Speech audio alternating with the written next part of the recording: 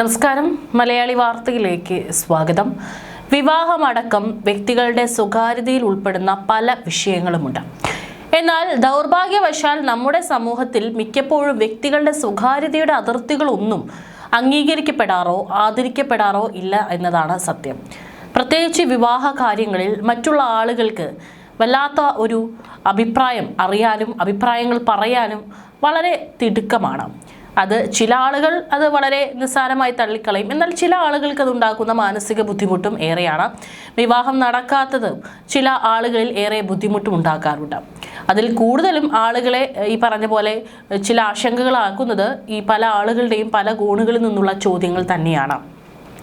ഇപ്പോഴിതാ വിവാഹം ആലോചിക്കാത്തതിന്റെ പേരിൽ മകൻ അച്ഛനെ തലക്കടിച്ചു കൊന്നു എന്നുള്ള വാർത്തകളാണ് പുറത്തു വരുന്നത്. കർണാടകയിലെ ചിത്രദുർഗയിലാണ് ഞെട്ടിക്കുന്ന സംഭവം നടന്നിരിക്കുന്നത്. ഹസദുർഗ സ്വദേശിയായ കർഷകൻ സന്നി നിഗപ്പ ആണ് കൊല്ലപ്പെട്ടത്. 65 വയസ്സാണ് ഇയാൾക്ക് പ്രായം. മകൻ നിംഗരാജ 35 വയസ്സാണ് പ്രായം. ഇയാളെ പോലീസ് അറസ്റ്റ് ചെയ്തു. അച്ഛൻ ഉറങ്ങിക്കിടക്കവേ മകൻ ഇരുമ്പ് കമ്പി കൊണ്ട് തലക്കടിക്കുകയായിരുന്നു. ഉടൻ ആശുപത്രിയിൽ എത്തിച്ചെങ്കിലും ജീവൻ രക്ഷിക്കാനായില്ല. നിംഗരാജ ജോലിക്കൊന്നും പോകാതെ അലസ ജീവിതമാണ് നയിച്ചിരുന്നത്. കൃഷിപ്പണി ചെയ്യാൻ അച്ഛൻ നിർബന്ധിച്ചെങ്കിലും അതിനും തയ്യാറായില്ല. 35 വയസ്സായിട്ടും കല്യാണം കഴിച്ചു കൊടുക്കാത്തതിന്റെ പേരിൽ മകൻ അച്ഛനുമായി വഴക്കുണ്ടാക്കുന്നതും പതിവായിരുന്നു. സംഭവം നടന്ന ദിവസവും നിംഗരാജ ബഹളം ഉണ്ടാക്കുന്നതും അയൽക്കാർ കേട്ടിരുന്നു. നിംഗരാജയുടെ മൂത്ത സഹോദരനാണ് കൊലപാതക വിവരം പോലീസിനെ അറിയിച്ചത്.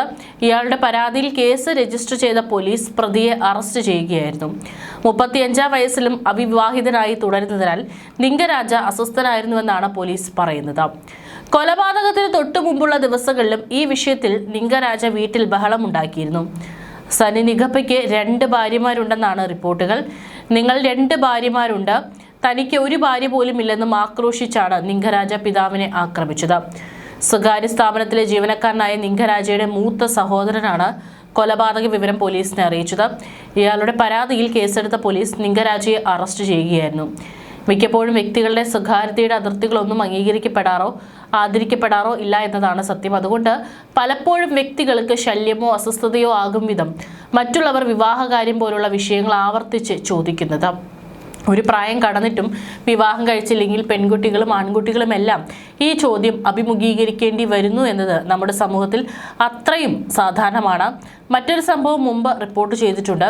വിവാഹം കഴിക്കുന്നില്ലേ എന്ന് നിരന്തരം ചോദിച്ച് ശല്യപ്പെടുത്തിയിരുന്ന അയൽക്കാരനെ ഒരു യുവാവ് കൊലപ്പെടുത്തിയിരുന്നു. അന്ന് അത് ഇന്തോനേഷ്യയിലായിരുന്നു സംഭവം റിപ്പോർട്ട് ചെയ്യപ്പെട്ടത്.